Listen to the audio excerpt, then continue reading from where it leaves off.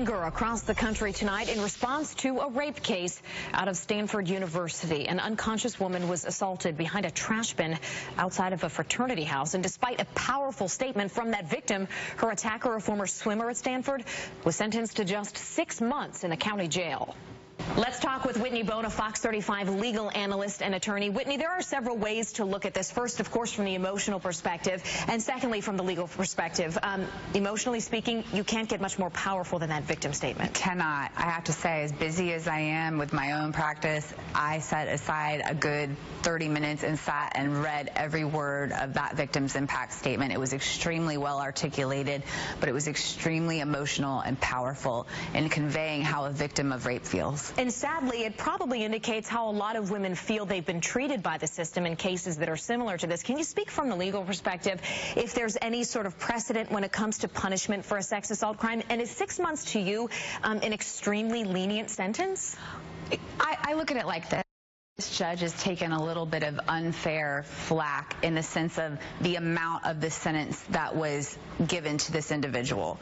However, I do think that the rationale and the logic in terms of what was stated by the judge about why he was giving such a lenient sentence raises red flags in terms of there's a disparity in our criminal justice system in terms of wealth or poverty and how defendants get treated.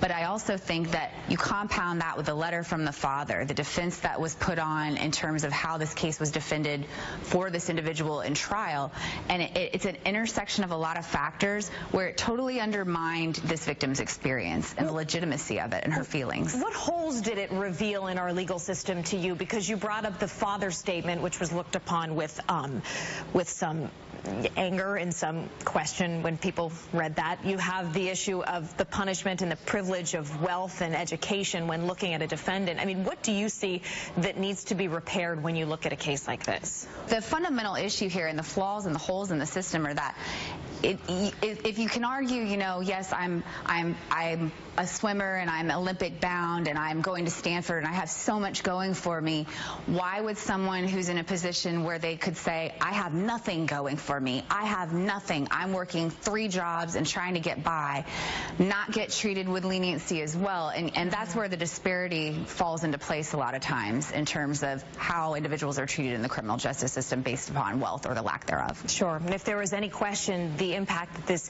victim carries for the rest of her life, all you need to do is just read a few paragraphs of that statement. So powerful. Yeah. All right. Well, we appreciate you coming in and weighing in. Whitney Boan, thank you.